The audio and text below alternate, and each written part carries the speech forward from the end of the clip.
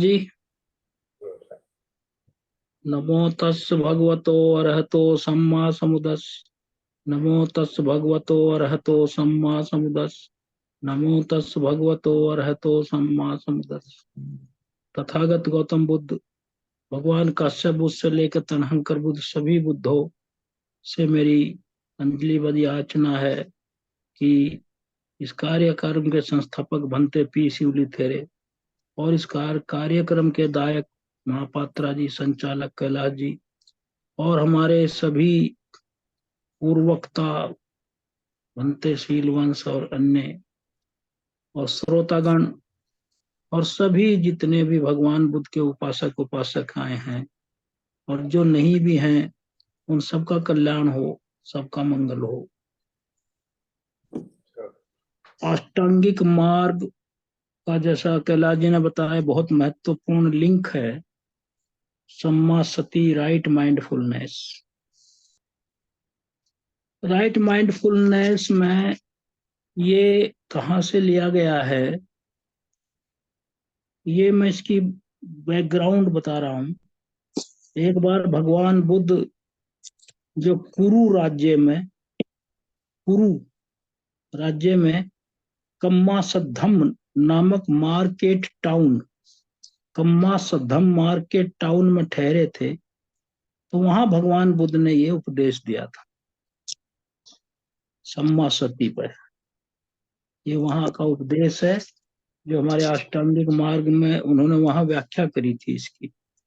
और इस पे तो सब जानते हैं, सम्मा सती में 4 पार्ट हैं।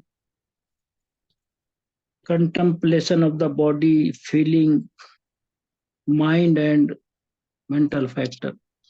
लेकिन मैं वो तो एक है, इसकी फाउंडेशन बताना चाहता हूँ आप सबको पहले कि इसका क्या है, ये कैसे सती का मतलब ये स्मृति, सम्यक स्मृति बनी रहे किसकी, चित्त की, माइंड की। तो ये टोटल माइंड पे है। तो इस संसार में जितने भी लोग हैं, भगवान बुद्ध ने कहा है, वो अपने आप को ही सर्वश्रेष्ठ समझते हैं।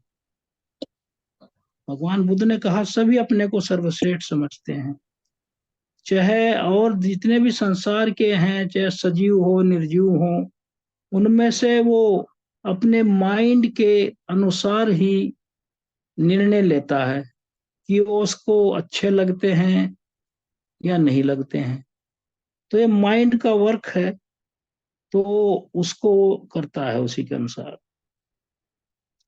और ये जो माइंड है ये डोमिनेंट है, यही प्रभावी है, डोमिनेंट है, जो पूरा डोमिनेशन है, जिसका अधिकार है हमारे पंच स्कंद उपादान स्कंधों पर, इसका चित्त का पूरा नियंत्रण है। क्योंकि चित्त ही अगुवा है। जैसे भगवान बुद्ध ने अभी, हरेंद्र कुमार जी ने जो अभी धम्म की जो सिनॉप्सिस बताया, तो उसमें पहले ही 2 गाथाओं में उन्होंने कहा मन ही अगुवा है। सभी धम्मपद के उसमें भगवान बुद्ध ने ऐसी 2 गाथा कह दी जिससे पूरा का पूरा एक व्यक्ति का चित्त का प्रदर्शन हो जाता है। तो ये डोमिनेंट है, प्रीएमिनेंट है, ये पूर्व प्रतिष्ठित है ये, और ये सबको सुपरसीड कर देता है। जितनी छोटी मोटी भावनाएं आती, मेंटल फैक्टर आते हैं, जो कॉन्शियसनेस है जो हमारी हावी रहती है मेरे स्वभाव के अनुसार, वो सबको सुपरसीड कर देती है। और ये किसी भी भौतिक शास्त्र या रसायन शास्त्र से बंधा हुआ नहीं है। ये ऐसा है, चित्त या माइंड कॉन्शियसनेस, इस पे किसी का जो साइंस से जो कोई, चाहे रसायन विज्ञान हो, चाहे भौतिक शास्त्र हो, या किसी और भी विधाएं हैं लोक की, जितने भी हमारे पढ़ने की फिलोसफीज हैं, ब्रांचेज हैं, फैकल्टीज हैं, ये सबको सुपरसीड करता है। अबव ऑल भगवान बुद्ध ने अपनी बात को स्थापित करने के लिए वो हमेशा भगवान बुद्ध एक ऐसे सरल उदाहरण दिया करते थे, क्योंकि पब्लिक वो जानते थे कि लोक में उनका जो धर्म है इतना ये अंदर का है, और इसको चित्त से ही ग्रहण किया जा सकता है, जिसका चित्त शुद्ध है, प्योर है।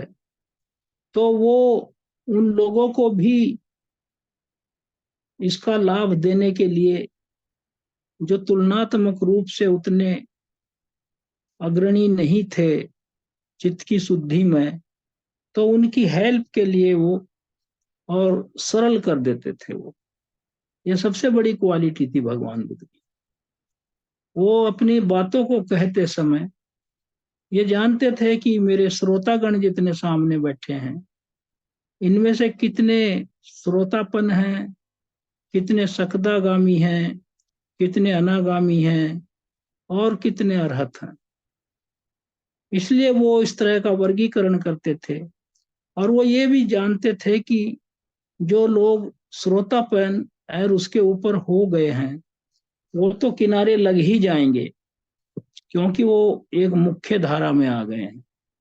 लेकिन जो पुथुजन हैं, वर्ल्डलिंग हैं, अभी नए हैं, नोविस हैं, उनको हेल्प करना, उनको धर्म की मुख्य धारा में लाना बहुत जरूरी था। वो उनकी प्राथमिकता रहती थी।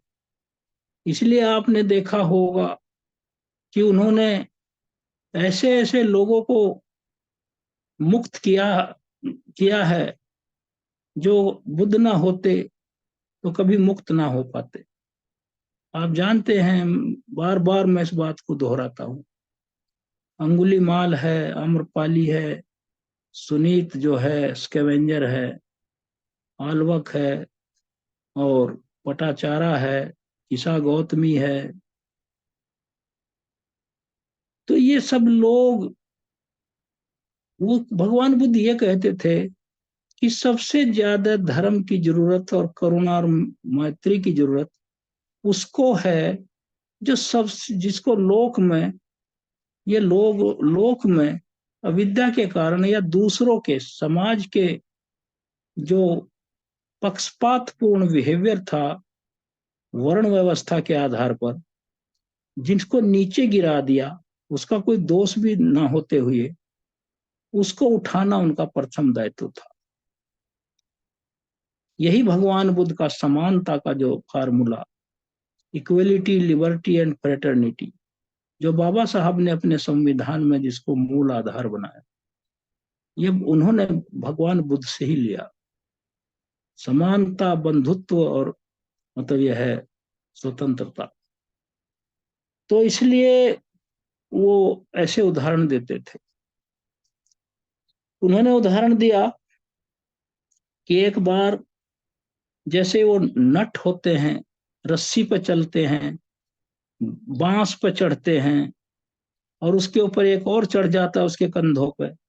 इस प्रकार इन्होंने एक नट का उदाहरण दिया, मतलब एक्रोबेट जिसको कहते हैं, नट जो तमाशा दिखाते हैं और पैसा कमाते हैं, मेहनत कर वो बेचारे ऐसे ही कमाते हैं। उसने एक बांस पे चढ़ा, उसका जो सीनियर था, और अपने शिष्य से कहा कि अब तुम भी चढ़ो इस पे, बांस पे, और मेरे कंधों पे खड़े हो जाओ तुम। तो शिष्य ने कहा, चढ़ गया वो। तो उसने कहा, अब तुम मुझे बचाओ, मेरा बैलेंस रखो, और मैं तुम्हारा बैलेंस रखूंगा, उससे तुम बचोगे। ये उसके सीनियर ने कहा, गुरु ने अपने शिष्य से। बांस पे, बंबू पे चढ़ गए, वो उसके कंधों पे चढ़ गया, और उसने कहा, गुरु ने शिष्य को, अब मैं तुम्हें बचाऊंगा, तुम मुझे बचाना। तो शिष्य ने कहा, नहीं। और इसी तरह कहा कि हम इसी तरह फिर कुछ पैसा कमाएंगे, खेल दिखा के अपना, जो लोग देखते हैं। ये ऐसा कठिन काम कैसे कर दिया। तो शिष्य ने कहा, नहीं गुरुजी, ऐसा नहीं है, ये नहीं, ये चलेगा नहीं इस तरह। आप अपनी रक्षा करिए और मैं अपनी रक्षा करूंगा, ये कहा उसने। और इस तरह हम अपनी अपनी रक्षा करते हुए अपनी जो ट्रिक्स हैं दिखाएंगे, तो खेल की जो हमारी है, और फिर पैसा कमाएंगे और फिर नीचे उतर जाएंगे। ये उसने, शिष्य ने कहा अपने गुरु। अब भगवान बुद्ध ने इसको कहा, इसने भगवान बुद्ध ने कहा कि वो शिष्य सही कह रहा था। क्या? जस्ट उसने, शिष्य ने कहा, I will protect my self and you should protect your self. तुम अपने को रक्षा करो और मैं अपने को। तो अपनी रक्षा कैसे करता है? भगवान बुद्ध ने कहा कि हमें अपने चित्त में जो माइंडफुलनेस है, चित्त को माइंडफुल रखना है। माइंडफुलनेस, इसकी प्रैक्टिस करनी है अनवरत। All the time we should be mindful.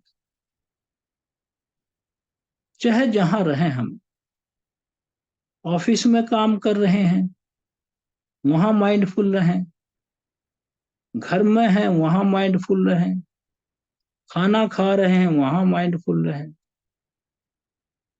नहा रहे हैं वहां माइंडफुल रहें, सड़क पर चल रहे हैं माइंडफुल रहें, सड़क पार कर रहे हैं माइंडफुल रहें, सीढ़ी से जीने से उतर रहे माइंडफुल रहें, चढ़ते हुए माइंडफुल रहें। कुल मिलाकर यह है, हमारी जो दैनिक क्रियाएं हैं, चाहे वो घर पे हों या हमारे कार्यस्थल पे हों या कहीं भी हों, वहां हमें सजग रहना है, माइंडफुल रहना। भगवान बुद्ध ने ऐसा कहा। कितनी बड़ी बात है। अगर आदमी माइंडफुल रहेगा हर जगह, तो ना तो वो कहीं गलत बात बोलेगा अपने सीनियर के सामने, और ना कोई बेशर्मी की बात बोलेगा अपने जूनियर के सामने, बच्चों के सामने, पत्नी के सामने, माँ बाप के सामने, बॉस के सामने। और अपने वाणी पे, अपने चित्त पे, अपने शरीर पर नियंत्रण रखेगा वो, क्योंकि इसका प्रभाव पड़ेगा हमारे मैनिफेस्टिंग एजेंसी क्या है हमारी, हमारा चित्त है, हमारी वाणी है और शरीर। तो तीनों अपने जो शुद्ध परफॉर्मेंस करेंगे फिर ये।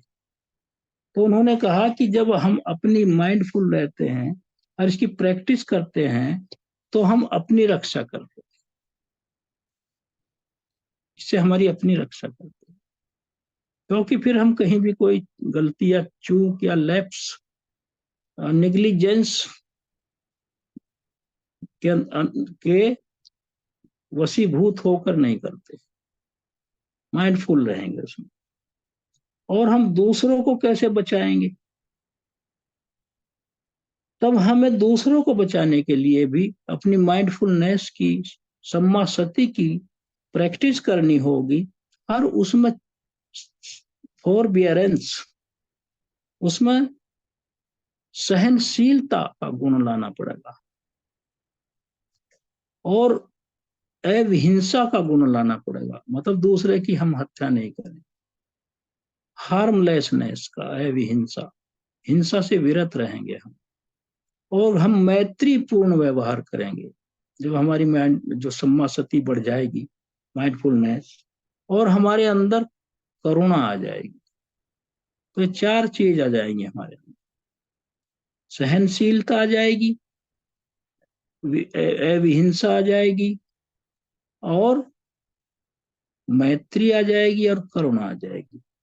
और जब ये मैत्री और करुणा के हम प्रैक्टिस करेंगे, तो अपने आप ही हम दूसरों का भला करने लगेंगे। तब भगवान बुद्ध ने कहा, इस तरह मैं अपने को भी बचाऊंगा, जो पहला फार्मूला है कि हम जगह माइंडफुल रहें और सावधान रहें by body mind mouth hand, mind. और ये जो हम जो सहनशीलता है, और वो दूसरे की हत्या न करना, नुकसान न पहुंचाना किसी को, और करुणा और मैत्री जब उत्पन्न हो जाएगी तो दूसरे इससे दूसरों को लाभ मिला, इससे दूसरे लाभान्वित होंगे। तो भगवान बुद्ध ने इसे कहा कि I will protect my self, I protect, मैं अपने को भी रक्षा करूंगा और दूसरों की भी रक्षा कर सकता हूँ उसमें। तो ये जो भगवान बुद्ध इस तरह कह रहे हैं माइंडफुलनेस को, अपने को प्रो, तो इसमें ये सहन शक्ति, दूसरों को नुकसान न पहुंचाना, मैत्री और करुणा, ये ऐसे गुण हैं जो अपनी भी सिक्योरिटी करते हैं, दूसरों की भी सिक्योरिटी करते हैं। क्योंकि जब हम इस तरह दूसरों के प्रति सहनशीलता, नुकसान न पहुंचाना, मैत्री, करुणा करेंगे तो हमारा कोई शत्रु नहीं होगा, तो हम अपने आप सुरक्षित हो जाएंगे। हमारे शत्रु तभी होंगे जब हम किसी के प्रति मैत्री नहीं रखेंगे, करुणा नहीं रखेंगे, उनको नुकसान पहुंचाने की भावना रखेंगे, और हम सहनशील नहीं होंगे, तो हम हमेशा दूसरों के गुस्से का शिकार होने के उसमें रहते हैं, घेरे में। कहीं भी कुछ भी हो सकता है अगर हम हर वक्त ऐसी गतिविधियां करते हैं। तो ये इस तरह का भगवान बुद्ध ने बताया है इसमें। एक जो राइट माइंडफुलनेस है, सम्मा सती है, व्यक्ति की रक्षा करती है, उसे पथ भ्रष्ट नहीं होने देती और उसे कुशल की ही तरफ ले जाती है, अकुशल के नहीं होने देती। और उसके अंदर ये जो फिर बार बार इस प्रैक्टिस को करता है तो वो अपने आप भी सुरक्षित हो जाता है और दूसरों को भी सुरक्षित करता है। भगवान बुद्ध ने बुद्ध होकर क्या किया? अपने को सुरक्षित किया और लोक को सुरक्षित किया।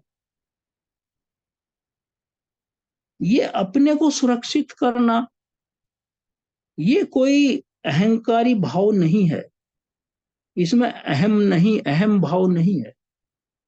अपनी रक्षा करना, भगवान बुद्ध ने कहा कि अपनी रक्षा करने में कोई स्वार्थ नहीं है, इगोइज्म नहीं है, अहंकार भाव नहीं है, सेल्फ सिक्योरिटी है, ये अपनी आत्मरक्षा है, सेल्फ डिसिप्लिन है, ये अपना हमारा अनुशासन है, और अपनी प्रशिक्षण है, ये कुशल और कुशल, नैतिक और अनैतिक आचरण के लिए ये आवश्यक है। ऐसा नहीं सोचना चाहिए वो अपनी रक्षा करता है, बहुत अहंकारी है, स्वार्थी नहीं, ऐसा नहीं है। वो तो उसकी माइंडफुलनेस है, वो जानता है कि अगर मैं सुरक्षित रहूंगा तो अपने परिवार को चलाऊंगा, अपना भी ख्याल रखूंगा, परिवार की रक्षा होगी, मेरी सम्यक आजीविका होगी, तभी तो होगी। अगर हम रोज लड़ाई झगड़े करेंगे, माइंडफुल नहीं रहेंगे, तो हमारी वजह से सारा परिवार ऐसे कठिनाइयों का सामना करेगा जो मेरी वजह से उत्पन्न होंगी। तो ये इतना बड़ा विश्वास होता है इसके अंदर कि जो संकोची व्यक्ति होता है, करूं ना करूं, क्या करूं, वो सफल नहीं हो पाता। इसमें दृढ़ निश्चय लेना पड़ेगा माइंडफुल होने के लिए, और ये जानना पड़ेगा क्या करना है। और इसमें परहित, जो अल्ट्रुइज्म कहते हैं, दूसरों का हित, दूसरों का हित, इसको मैं थोड़ा क्लियर कर दूं। जैसे करुणा है,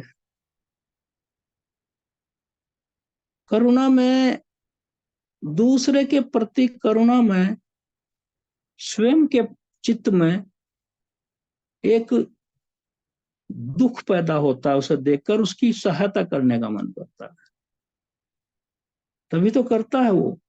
ही फील्स पिटी वो दूसरे पे उसे करुणा आती है, तभी वो उसकी हेल्प करता है। तो करुणा में, और जो ये दूसरे का जो भला करना है, कंपैशन जो है, कंपैशन और ऑल्ट्रुइज्म, ऑल्ट्रुइज्म कहते हैं, परहितवाद, मुदिता भी कहते हैं इसको, जो ब्रह्म विहार है, मैत्री करुणा मुदिता। तो इसमें करुणा में तो हम दुखी होते हैं, दूसरे के दुख को देखते, उसकी हेल्प करते हैं। और जब हम उसको मुदिता करते हैं, उसका हित देखते हैं, तो उसको, जब उसे सुख मिलता है, दूसरे व्यक्ति को जिसकी हमने हेल्प करी, उसके सुख में मुझे सुख मिलता है, तब आई फील हैप्पी कि ही इज हैप्पी। ये है इसका डिफरेंस। करुणा में दुख होता है दूसरे को देख कर, और मुदिता जो है, आल्ट्रुइज्म, परहितवाद, जो दूसरों की मदद करने में, जब वो फलते फूलते हैं और खुश हो जाते हैं, तो हमें खुशी होती है कि चलो अब हम खुश हैं, इसको अब इस लायक हो गया है, अब ये दुखी नहीं है। This is the difference. तो ये दूसरे की जो रक्षा करना है, इसमें ऐसा कभी नहीं सोचना चाहिए कि लोग ये कहेंगे कि अपनी ही रक्षा कर रहा है।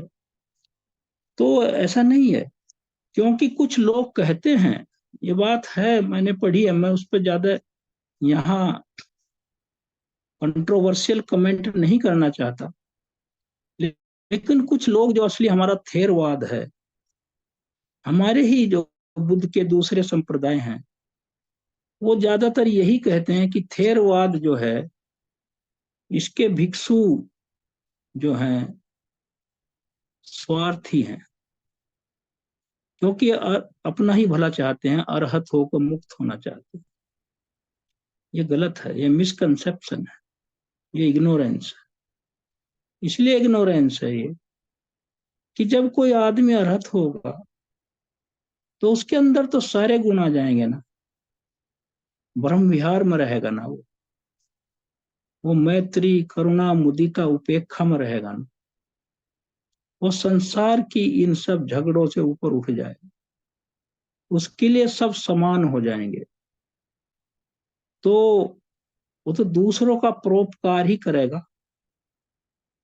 अगर उसने अरहत जो हो गया वो अपने प्रयासों से, तो किस लिए अरहत हुआ? जब तक जीवित रहेगा, तो वो किसी के लिए हानिकारक नहीं होगा, वो लोक के लिए लाभदायक होगा, क्योंकि वो किसी को भी गलत रास्ता नहीं दिखाएगा, वो माइंडफुल रहेगा, वो दूसरों को कुशल करने की तरफ ले जाएगा, अकुशल करने से रोकेगा। और वो एक ऐसा इनविजिबल, अदृश्य हेल्पर होगा, जो संसार में तो लिप्त नहीं है, लेकिन फिर भी वो हेल्प करता है संसार की। कैसे हेल्प करता है? वैसे तो वो लोक में भोजन के लिए दूसरों पर आश्रित रहता है, अपनी आजीविका चलाने के लिए, लेकिन इसके बदले में वो जो दूसरों को देता है, वो दुखों से निकलने का मार्ग देता है। भगवान बुद्ध को भिक्षा दी लोगों ने, शरीर की आजीविका चलाई, उनको जीवित रहने में मदद करी, लेकिन उन्होंने लोक को क्या दिया? वो आज पूरे विश्व में फैला पड़ा हुआ। भारत ही नहीं, कितने देश हैं जो बुद्ध के रास्ते पर सही रूप से चलकर कहां से कहां पहुंच रहे हैं। छोटे छोटे देश कितनी टेक्नोलॉजी में हमसे आगे। तो ये क्या है? ये बुद्ध का मार्ग है। बुद्ध को भोजन के बदले में बुद्ध ने क्या दिया,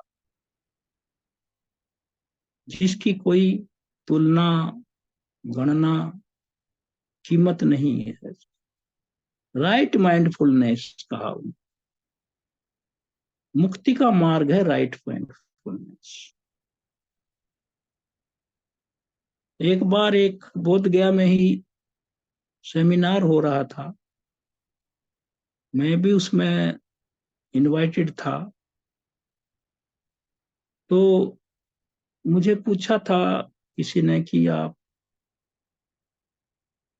भगवान बुद्ध के धर्म को संक्षेप में बता सकते हैं। मैंने कहा मैं ज्यादा तो उतना नहीं जानता, लेकिन जहां तक मैंने जाना और समझा है, मैं आपको एक शब्द में ही कह सकता हूँ। तो उन्होंने कहा एक शब्द में कैसे कह सकते हैं। मैंने कहा हाँ, कह सकता हूँ, वो है राइट माइंडफुलनेस। तो सब ने बड़ी मेरा वहां स्वागत किया, धन्यवाद दिया। तो भगवान बुद्ध ने जो राइट माइंडफुलनेस कही है, ये सभी अच्छाइयों को ग्रहण करने का मार्ग है चित्त के द्वारा, और सभी बुराइयों को छोड़ने का मार्ग है। अगर हमारा राइट माइंडफुलनेस नहीं है, सम्मा सती नहीं है, तो हम तो अंधेरे में हैं। बुद्ध का धर्म क्या है, जो मैं समझ पाया, बुद्ध का धर्म क्या है, बुद्ध क्या करते थे। वो अंधेरे से प्रकाश की ओर ले जाते थे। यही धर्म है। जो उनकी टीचिंग्स हैं, डॉक्ट्रिन है, जो जो उनकी शिक्षाएं हैं, जो त्रिपिटक है हमारा, वो शिक्षाएं ही हैं सारी, उनके उपदेश हैं। वो क्या है उनके उपदेशों का मतलब, हमारे अंदर सम्मा सती का बीजारोपण करके हमें तृष्णा और अविद्या जनित अंधेरे से प्रज्ञा रूपी निर्वाण पथ, प्रकाश की ओर ले जाना, यही धर्म है। तो वो कब संभव है, जब सम्मा सती होगी। मैं आपको फाउंडेशन बता रहा हूं, आगे मैं उसकी व्याख्या अलग से करूंगा, जो 4 पार्ट हैं सम्मा सती के। लेकिन भगवान बुद्ध के जो मैं देख रहा हूं, जो उनका तरीका था कि पहले फाउंडेशन तो हो,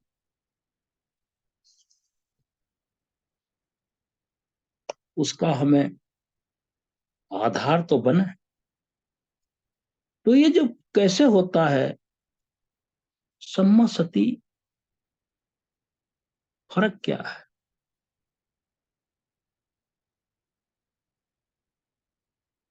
एक आदमी बहुत विद्वान है, बहुत बड़े पद पर है, और सबसे सर्वोच्च पद पर भी हो, एकेडमिकली वो, उसमें एकेडमिक नॉलेज हो, अगर उसमें प्रज्ञा नहीं है और विजडम नहीं है, वो अंधेरे से प्रकाश की तरफ नहीं आया,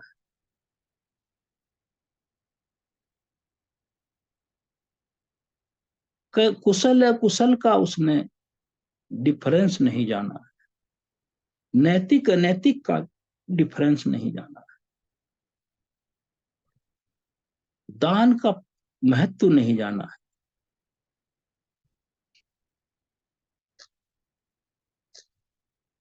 उसमें मैत्री करुणा मुदिता नहीं है, तो वो व्यक्ति किसी काम का नहीं।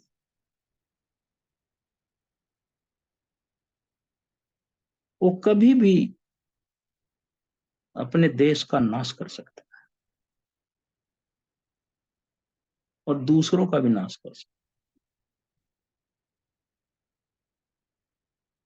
तो ये भगवान बुद्ध ने कहा है।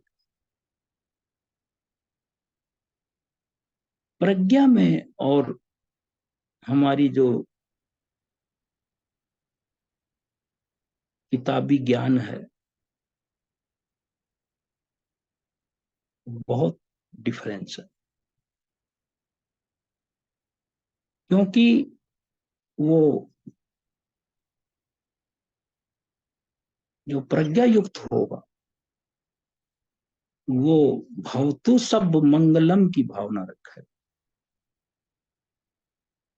और जो प्रज्ञा रहित होगा वो स्वार्थी होगा, वो कुछ लोगों तक सीमित रहेगा, अपने परिवार के रिश्तेदारों तक, दूसरों के प्रति उसके अंदर करुणा और मैत्री क्षमा नहीं होगी। तो इसलिए जो सम्मा सती है, इससे सारी बात का ये सूत्र है।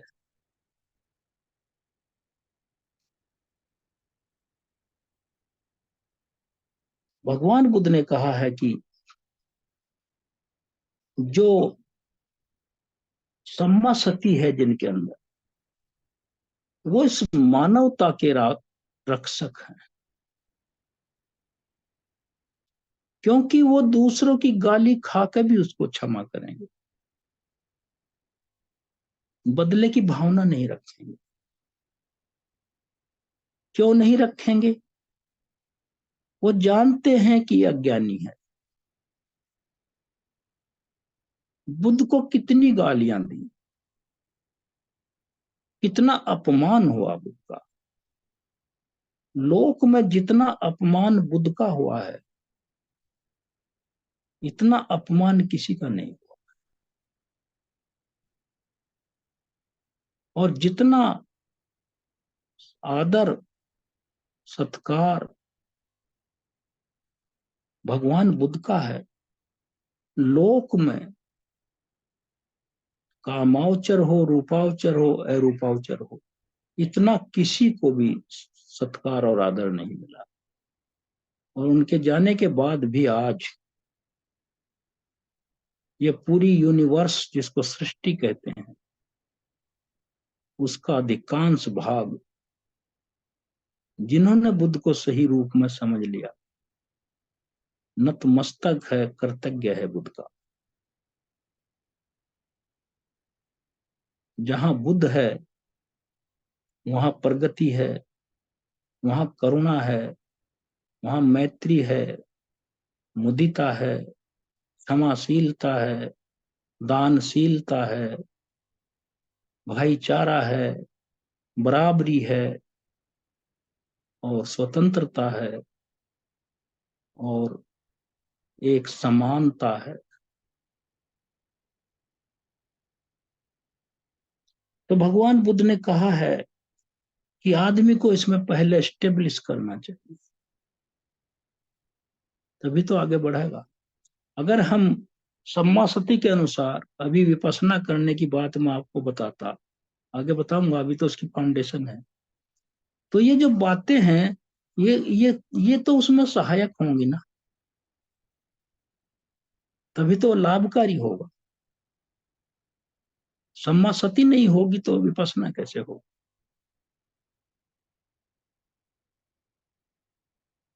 और केवल दिट्ठी होगी, तो दिट्ठी तो वो तो मिश्रण है, उसमें तो अविद्या भी है। इसलिए भगवान बुद्ध ने सम्मा लगा दिया,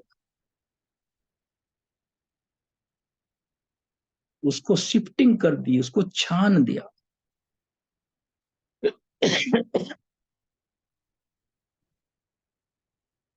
सारी उसमें से जितनी भी तल छट थी, ड्रॉस था, सब निकाल दिया। तो सम्मा लगा दिया अष्टांगिक मार्ग के हर एक मेंबर में, फैक्टर में, लिंक में। तो ये परिशुद्ध रूप है। तो भगवान बुद्ध ने कहा है,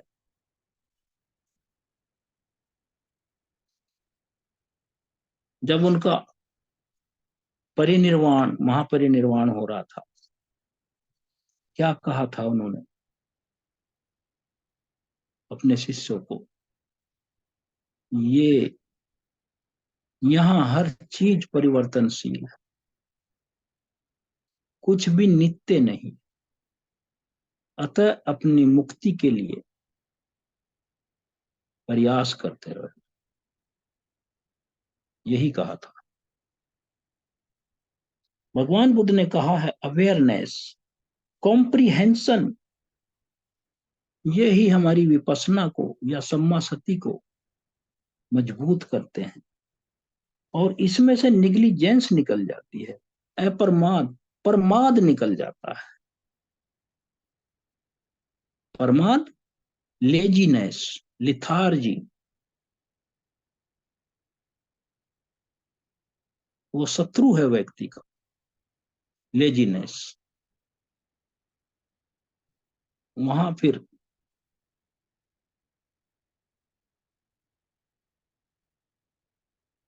कुछ नहीं, वहां तो स्लीपीनेस रहती है, पर सुप्त अवस्था में रहता है।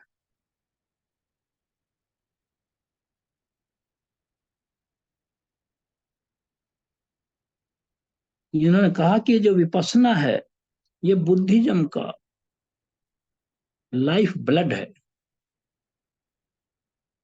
इसी से रक्त संचार होता है हमारी बॉडी का।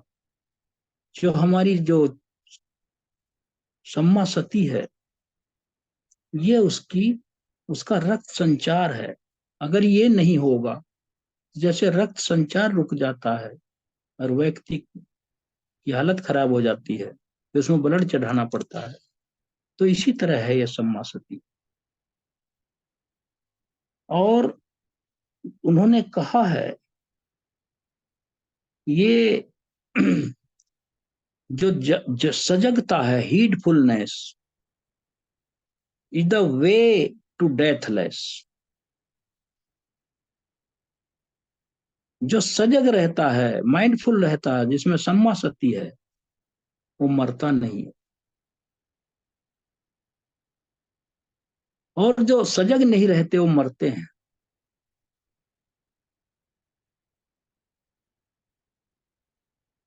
अब एक पूछ सकते हैं आप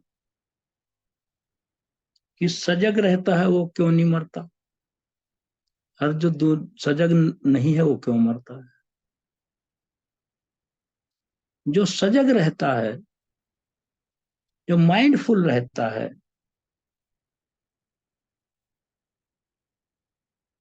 वो इस संसार के भव बंधन, जो बार बार जन्मों में पड़ना, जन्म जन्म लेना, फिर मरना, जन्म लेना फिर मरना, उत्पन्न होना, बूढ़ा होना, बीमार होना, जीर्ण शीर्ण होना, शो, शोक परिदेव, दुख दोमनस से, उपायास से जूझना, वो जब निर्वाण प्राप्त हो जाएगा तो फिर कहाँ मरेगा?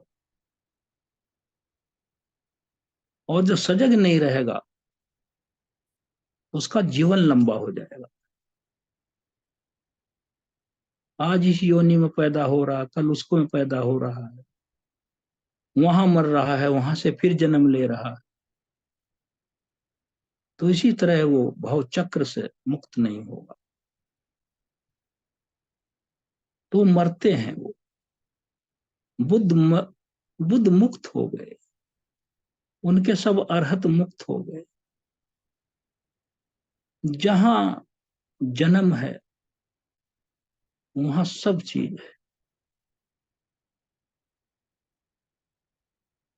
आप सब जानते हैं। पंच उपादान स्कंद ही दुख है।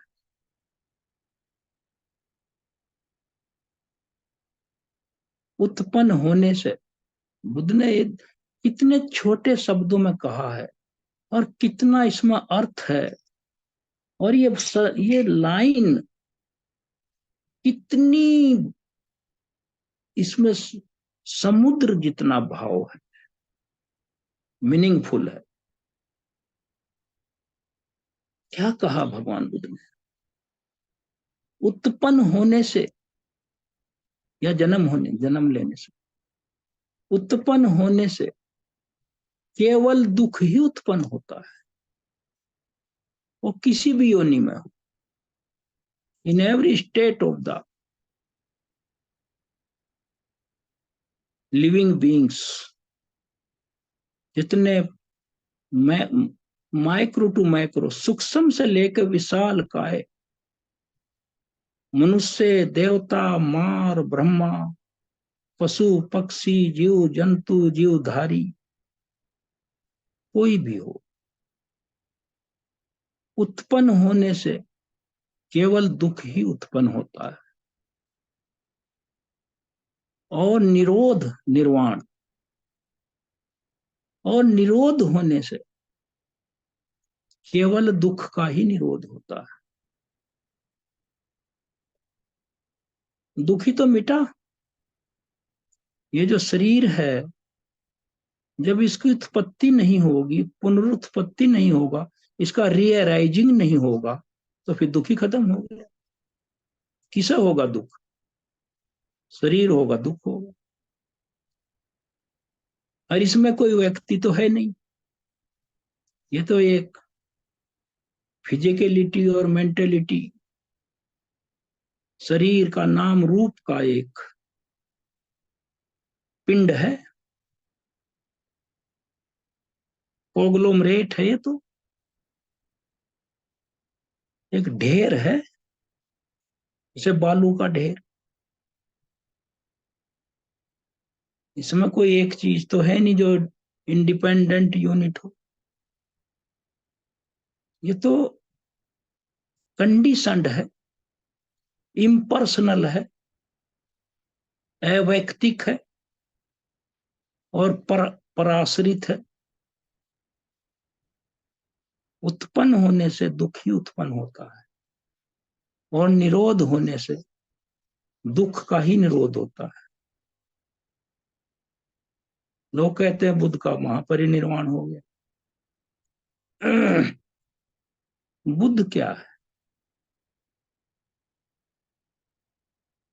एनलाइटेंड मन, चित्त है बुद्ध। जो उनका चित्त है उसको ज्ञान, उनमें वो एनलाइटन हो गया, उन्हें बुद्ध कहने लगे।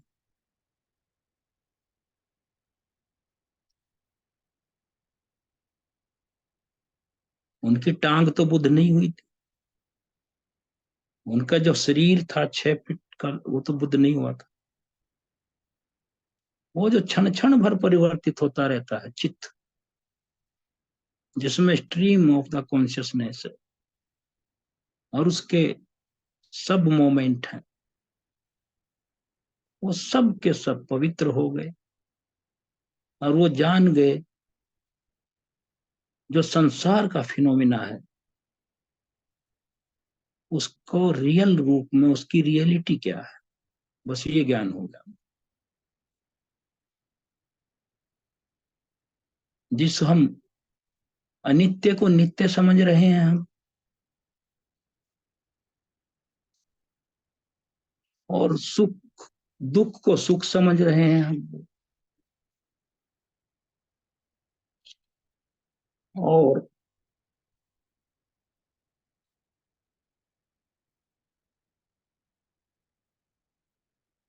अशुभ को शुभ समझ रहे हैं,